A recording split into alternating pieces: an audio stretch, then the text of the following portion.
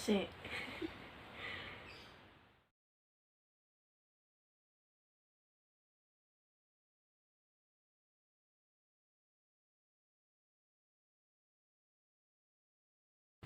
Assalamualaikum warahmatullahi wabarakatuh.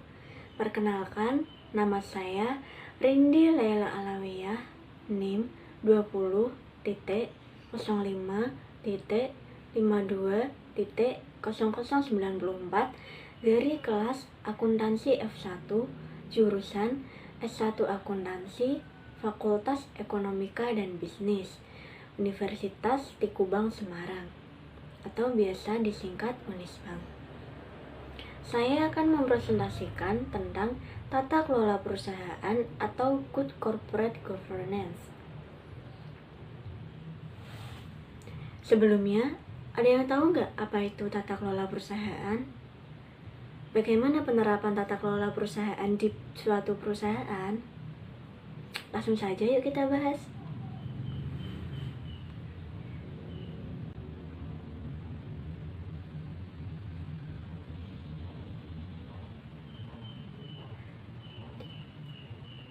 Tata kelola perusahaan atau corporate governance, selanjutnya disebut sebagai CG, merupakan suatu sistem yang dirancang untuk mengarahkan pengelolaan perusahaan secara profesional berdasarkan prinsip-prinsip transparansi, akuntabilitas, tanggung jawab, independen, kewajaran, dan kesetaraan.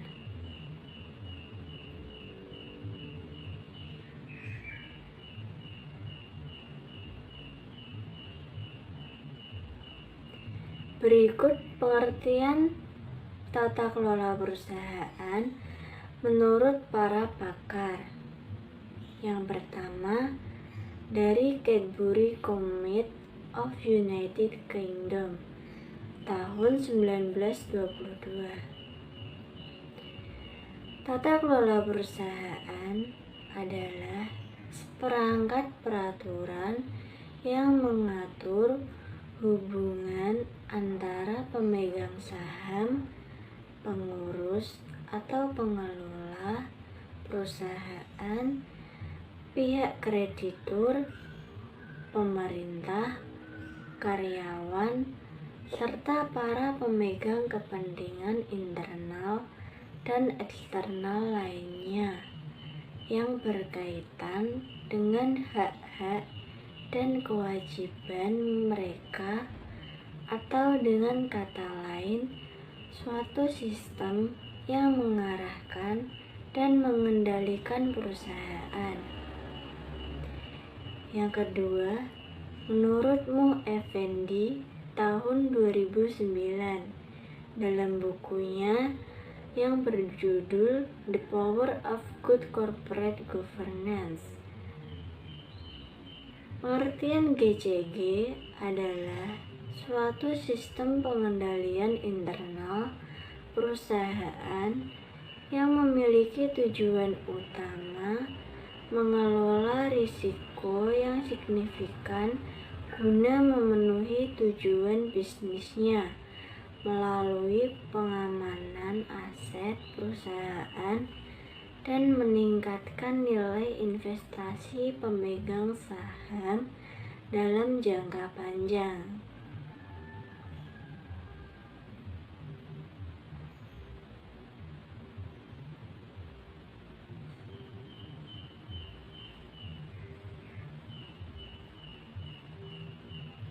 Yang ketiga, dari Sukirno Agus tahun 2006. Tata kelola perusahaan yang baik adalah sistem yang mengatur hubungan peran dewan komisaris, peran direksi, pemegang saham, dan pemangku kepentingan lainnya. Disebut juga sebagai suatu proses yang transparan atas penentuan tujuan perusahaan, pencapaiannya, dan penilaian kinerjanya. Yang terakhir, dari Wahyudi Prakarsa dalam Sukirno Agus tahun 2006. Tata kelola perusahaan yang baik adalah mekanisme administratif yang mengatur hubungan-hubungan antara manajemen perusahaan, komisaris, direksi, pemegang saham, dan kelompok-kelompok kepentingan yang lain, di mana hubungan ini dimanifestasikan dalam bentuk aturan, permainan, dan sistem insentif sebagai kerangka kerja yang diperlukan untuk mencapai tujuan perusahaan. Cara pencapaian tujuan serta pemantauan kinerja yang dihasilkan.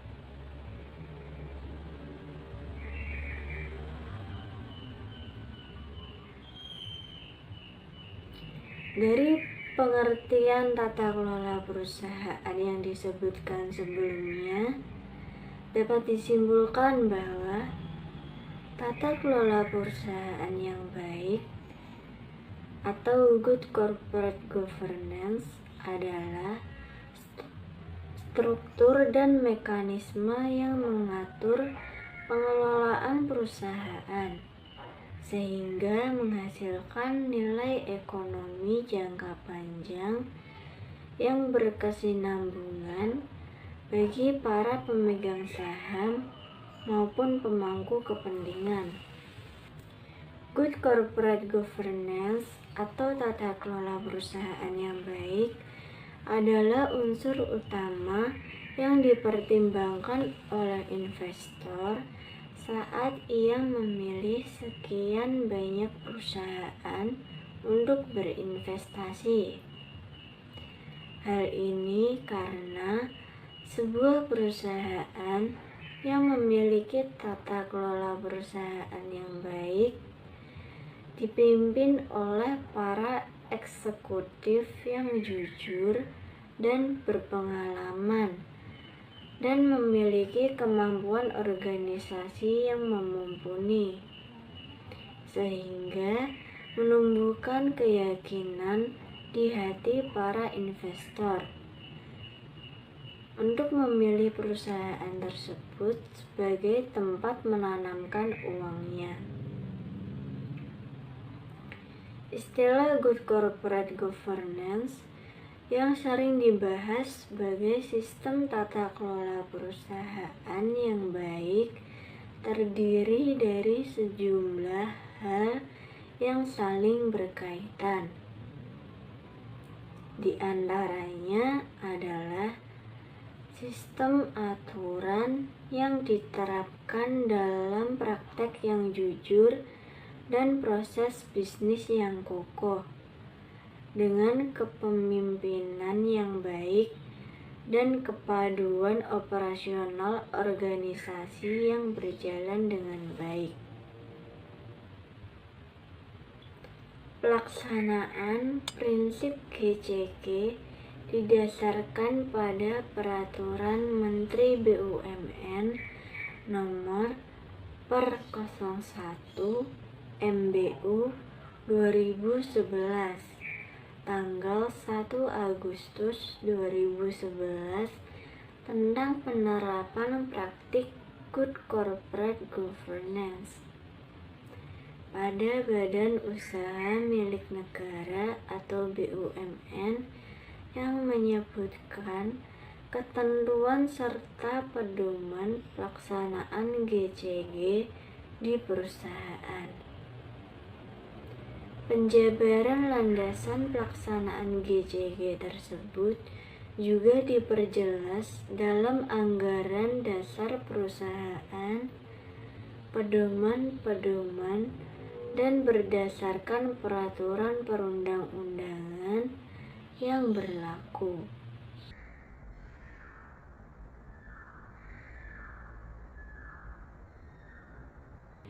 Tujuan good corporate governance.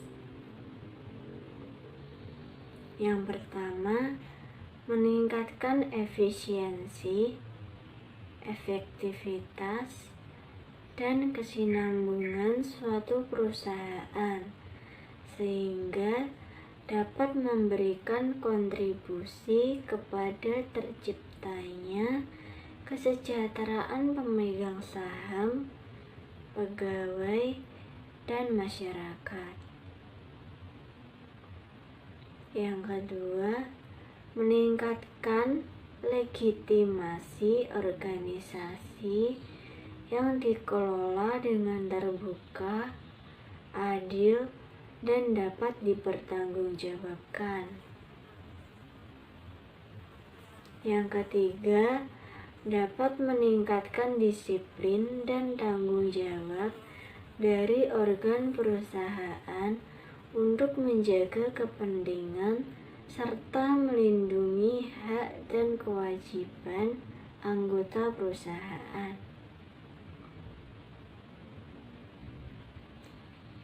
Meningkatkan kontribusi perusahaan terhadap perekonomian nasional.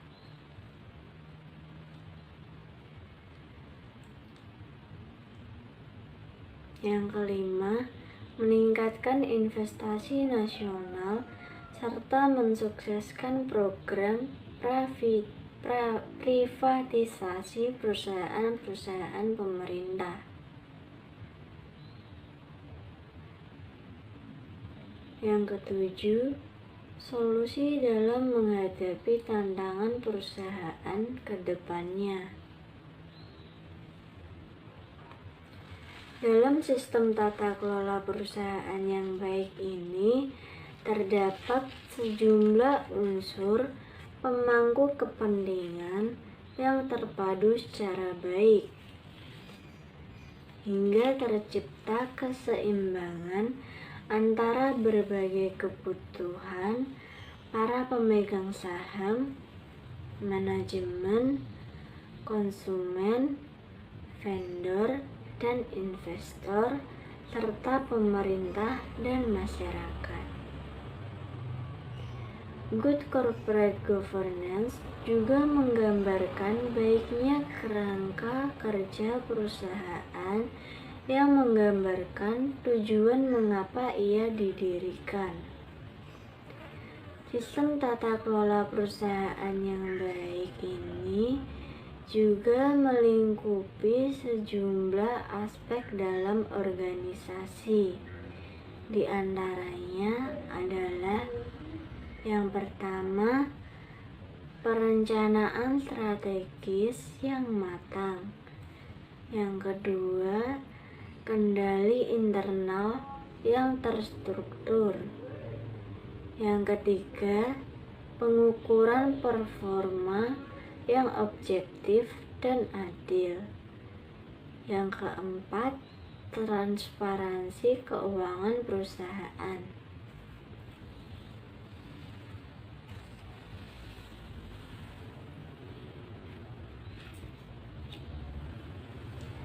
Prinsip-prinsip good corporate governance.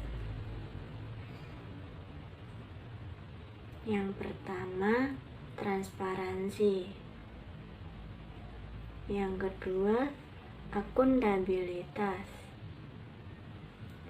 Yang ketiga, pertanggungjawaban. Yang keempat, independensi. Yang kelima, kewajaran dan kesetaraan.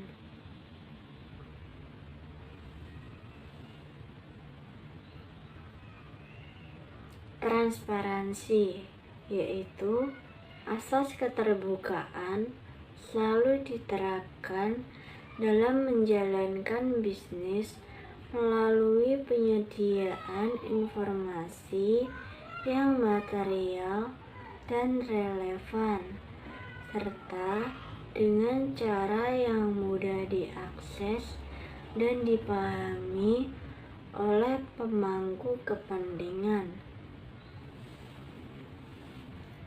informasi yang seluas-luasnya diberikan kepada publik dan pemegang saham dengan memperhatikan peraturan OJK maupun atas inisiatif sendiri. Laporan-laporan diterbitkan secara berkala dan tepat waktu, yang mencakup laporan keuangan triwulan, laporan keuangan semester, dan laporan keuangan tahunan yang diaudit, serta laporan tahunan. Informasi juga diberikan melalui paparan publik, media cetak, dan elektronik, serta forum investor.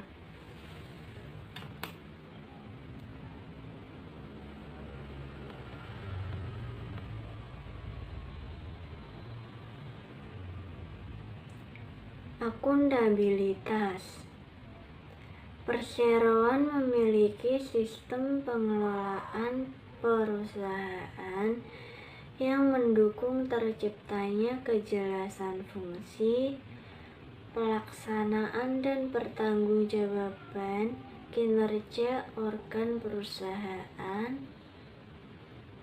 Prinsip akuntabilitas diterapkan antara lain melalui langkah-langkah pelaporan direksi kepada Dewan Komisaris mengenai rencana anggaran tahunan dan evaluasi bersama atas kinerja keuangan perusahaan. Penyampaian laporan keuangan pada RUPS tahunan, pembentukan audit internal, dan penunjukan auditor eksternal, serta pemberlakuan etika bisnis dan pedoman perilaku perusahaan.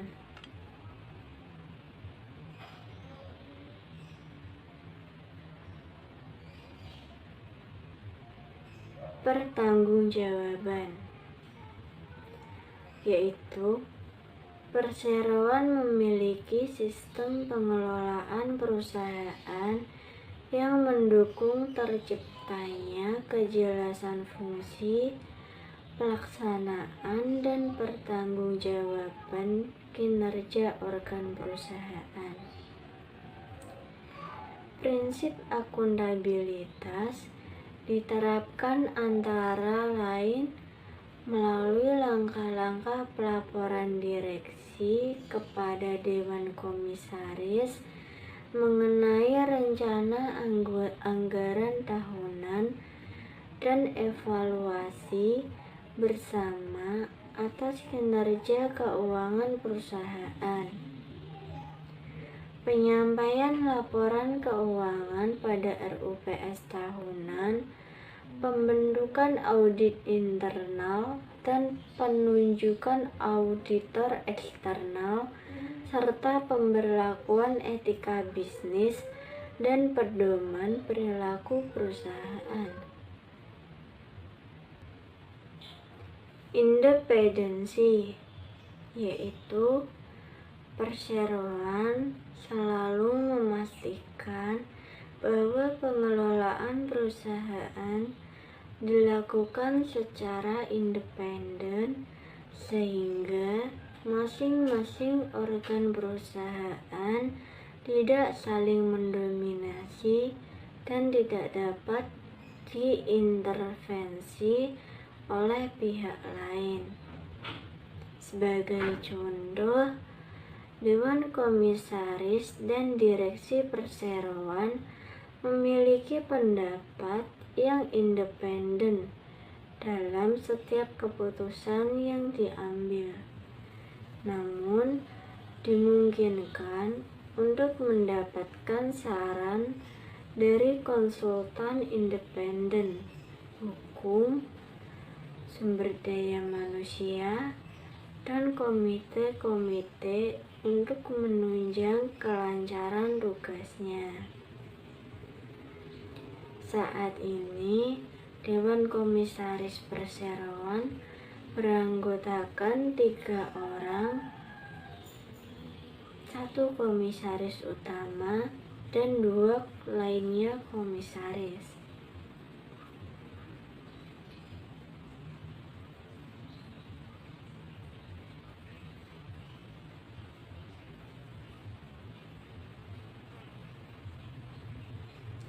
Kewajaran dan kesetaraan. Di perseroan, kepentingan pemegang saham dan pemangku kepentingan lainnya selalu mendapatkan perhatian khusus. Perseroan juga selalu menerapkan perlakuan yang setara baik kepada publik, otoritas pasar modal, komunitas pasar modal, maupun para pemangku kepentingan. Sementara itu, hubungan dengan karyawan dijaga dengan memperhatikan hak dan kewajibannya secara adil dan wajar.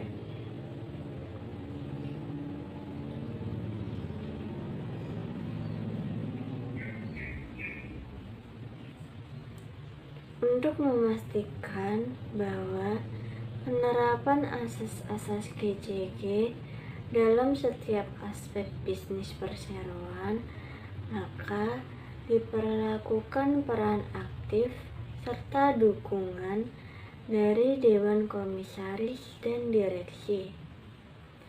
Peran aktif dan dukungan tersebut pada tahun 2014 diwujudkan melalui yang pertama, pembaruan kebijakan dan prosedur perseroan terkait tata kelola perusahaan. Yang kedua, pelaksanaan asesmen penerapan GCG perseroan oleh independent assessor. Yang ketiga, sosialisasi kebijakan dan prosedur perseroan terkait tata kelola perusahaan kepada para pemangku kepentingan.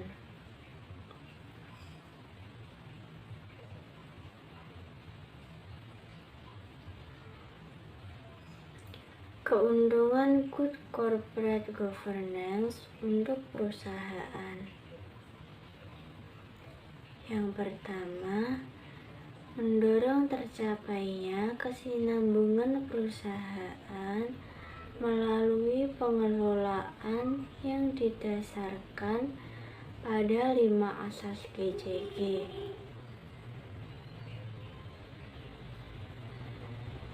Yang kedua, membuat organ perusahaan yang terdiri dari Dewan Komisaris, Direksi, dan rapat umum pemegang saham dapat berfungsi secara berdaya, optimal, dan mandiri.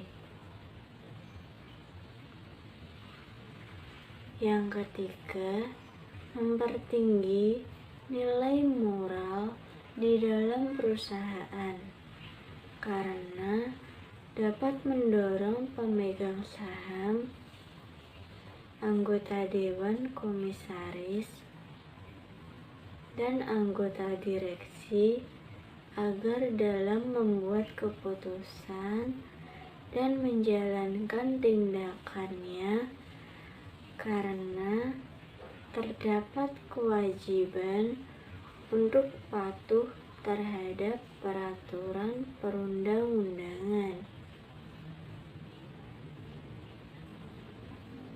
Yang keempat, menumbuhkan dan mendorong munculnya kesadaran dan tanggung jawab sosial perusahaan terhadap masyarakat. Yang kelima, mendorong upaya menjaga kelestarian lingkungan, terutama di sekitar lokasi operasional perusahaan, termasuk upaya dalam menumbuhkan masyarakat sekitar lokasi. Yang keenam, mengoptimalkan nilai perusahaan bagi pemegang saham dengan tetap memperhatikan pemangku kepentingan lainnya.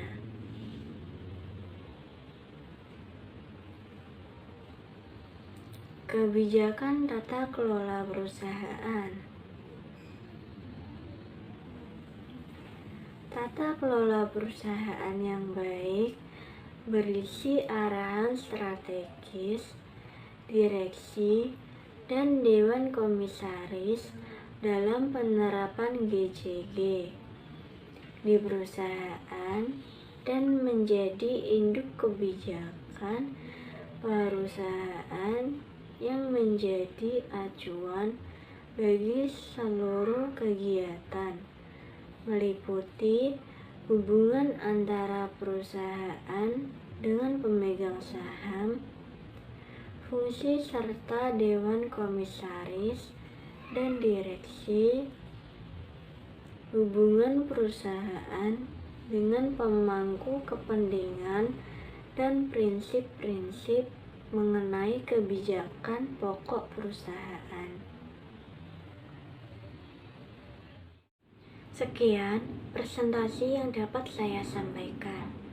Mohon maaf apabila ada kesalahan dalam perkataan dan pengejaan. Video ini saya buat untuk memenuhi tugas etika dan bisnis dalam mata kuliah akuntansi. Sekian yang dapat saya sampaikan. Terima kasih. Wassalamualaikum warahmatullahi wabarakatuh.